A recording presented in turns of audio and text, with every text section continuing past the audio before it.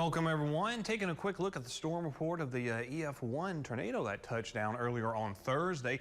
6 miles east-southeast of Colfax. You can actually see it's a little closer to Baghdad there. And that video that was taken was actually taken near Boyce Bridge on the Rapide side of the parish border there, actually looking into Grant Parish at where that tornado was at, just across the tree line there. It was about a half-mile long, and its widest width path, if you will, was about 80 yards wide, and of course it was about a half mile in the length. And max wind speeds about 90 miles an hour with that EF1 tornado as it rolled through parts of the Grant Parish area. They did survey Grant Parish and also LaSalle Parish, but they didn't find any more tornado damage. So that was the only tornado that we had throughout Cenla. You notice the tornado was just to the north of us near DeSoto Parish there, but that was just out of our viewing area. From Natchitoches Parish to Wynn Parish, even over to parts of northern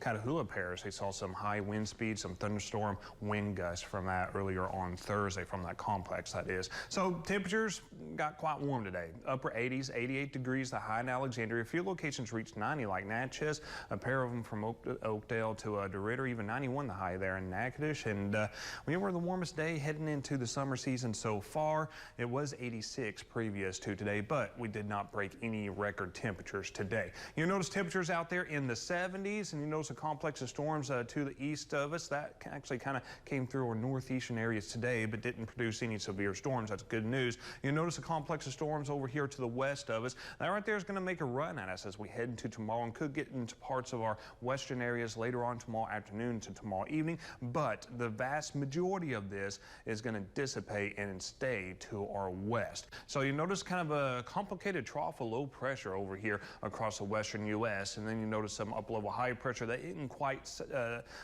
here yet across the southeast, but it's going to be building, as you can see, across the southeast over the next day or two. The trough of low pressure over to the west will back to the west a little bit. So this complex here is about the last of it that would make a run at us, but it's going to be running into that high pressure, dissipating. So overall, this high pressure is going to keep these temperatures warm and keep most of the rainfall out of our area. But because it's going to be pretty warm and pretty moist at the surface, just can't say that some of that maybe can't bubble up with time. Then you notice the trough comes in as we head on to your Wednesday. It's a weak trough, but enough to increase those rain chances as we head in the middle portions of next week. So threat level 1 out of 5 for our far western areas as that complex tries to make it into our western areas there. A little bit of hail and a little bit of wind damage can't be ruled out, but not expecting anything widespread severity wise. So as we take a look at tomorrow, you notice just isolated activity tomorrow, temperatures in the upper 80s. As we push on into Sunday, more isolated scattered activity, and Sunday does look to be the warmest day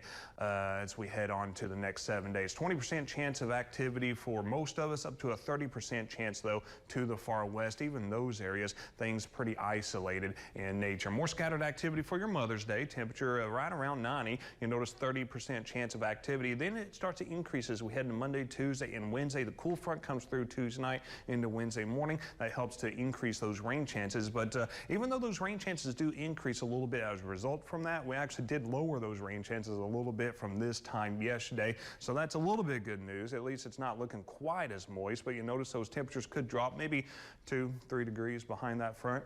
Hope it helps you out, Dylan. I hope so. Thank you, Barrett.